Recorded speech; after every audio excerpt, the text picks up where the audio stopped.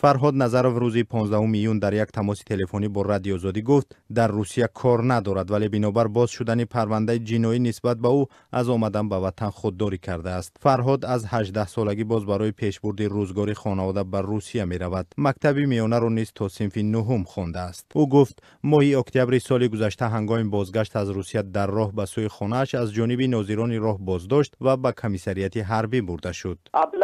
از اونجا مرا قپیدن آوردم به وینکمت نوحیه مومنو بود. چل مکتوم خیلی مرا در روز اقلان جواب دین. ما از روزی پنجشنبه رفته بودم. روز شنبه بزرگ در خونمون توی یک خواهرچم بود. تو خیلی توی میگذرونم این پاسپورت مرا بگیرین. روز دوشنبه میام نستم میام. گفتن نه او خیلی نمیشه.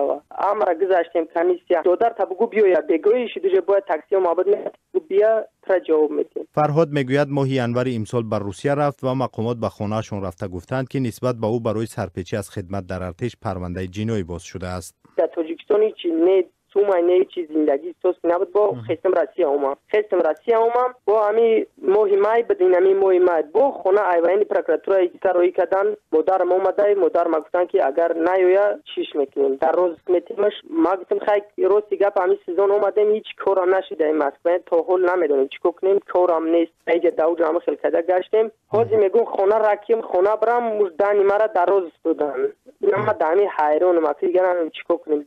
مقامات ناحیه مومن آباد در منطقه کلاب میگویند فرهاد بعد گذشتن معاینه طبی از صحن کمیسریت حربی گریخته است و بنابراین نسبت به او دادستانی حربی پرونده جنایی باز کرده در جستجو قرار داده است. لطفیت جمعه و رئیس کمیسیه دعوت جوانان به ارتش و معاون رئیس ناحیه مومن آباد روز 15 میون بر رادیو آزادی گفت که از رفتار فرهاد خشمگینند. امروز چی اومده به دایرسی اومده بعد خلاصه وای میکنن ای درونی کمیسریت حربی انا میخل خط سرونه برآمده همو خلقتی میگرزه میرود دیگه نمیویمش انا دیگزور برای در نزد قانون جواب دادن دیگزور او را تمامی چوره ها را بندشن که او را مثال بگیرن بیارن در نزد قانون جواب بده برای پگه این چیز به منفیت مردم میشود. فرهاد را در صورت بازگشت از 2 تا 5 سال زندان تهدید میکند. فرهاد نظرов میگوید حالا هم رضا است که اگر او را ببخشند رفته به وطن خدمت کند. لطفیت جمعه و مسئول سفربری جوانان به صف ارتش میگوید آنها نقشه دعوت را اجرا کردند و به مثل فرهاد به فراریان در ارتش نیاز ندارند.